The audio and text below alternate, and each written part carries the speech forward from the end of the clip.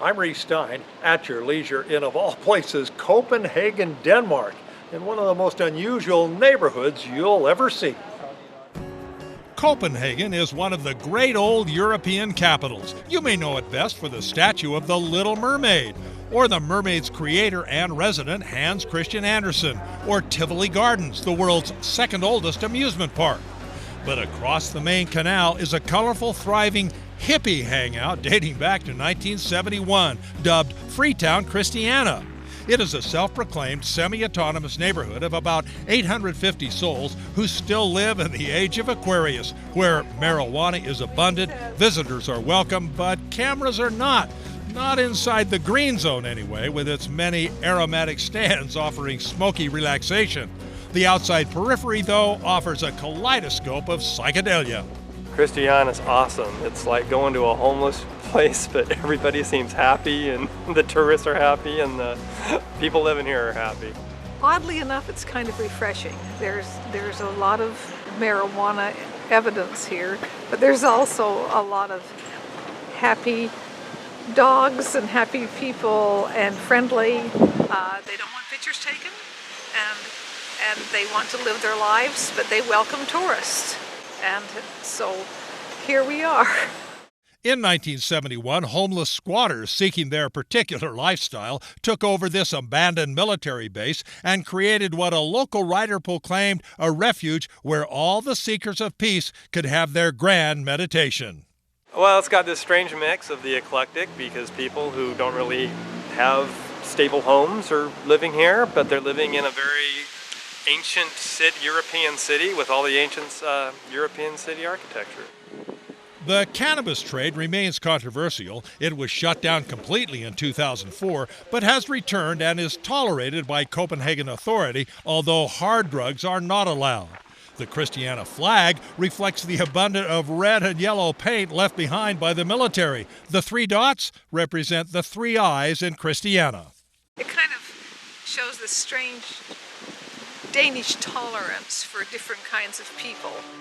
Copenhagen has been going strong for 1,000 years. Its long history, architecture, including the 11th century stock exchange with an odd spire of 4 intertwined dragon tails, and its seaside location make it a popular tourist draw for some 5 million overnight guests and another 500,000 cruise ship day trippers.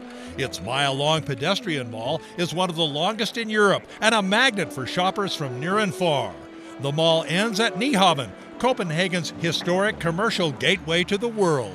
Today it's lined by brightly colored 17th and 18th century townhouses, crowded bars, cafes, and restaurants. The harbor is now a floating museum of vintage wooden ships. Down the coast a ways, the ultimate Copenhagen icon, the 102-year-old statue of Hans Christian Andersen's Little Mermaid, perched on a boulder just offshore. And as trite and cliche as it may be, you just have to get your picture taken with her. Copenhagen is loaded with neat old buildings, including the Rosenborg Castle, the 17th century royal residence. Now a museum, it houses the majestic throne room guarded by 3 silver lions and the ritzy crown jewels. Marianne may be picking out a new hat.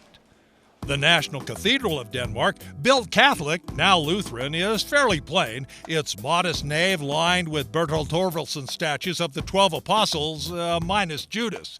And if his altarpiece Jesus looks familiar, maybe it's because you've seen its replica on Salt Lake's Temple Square.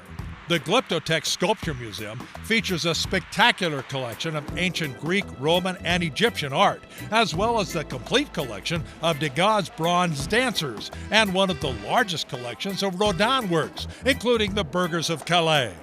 And the Christiansborg Palace, seat of Denmark's national government, guarded by a couple of tall blondes you might not want to mess with. Just a snippet of the many Copenhagen attractions worth exploring. Bicycles are huge in Copenhagen. A guesstimated 50% of the city's business and school commuters use bikes. They travel over 1 million miles every day on dedicated cycle tracks separated from car traffic lanes by curbs, special traffic lights just for bikes, even ramps to get you up and down steep staircases. A public share program similar to Salt Lake's is available to tourists and allows commuters to hop off mass transit and ride onto a bike. Parking lots are massive and packed. A big part of the Danish lifestyle, biking is healthy, environmentally friendly, and considering that automobiles are taxed at 180%, very economical. Maybe an example for the rest of the world.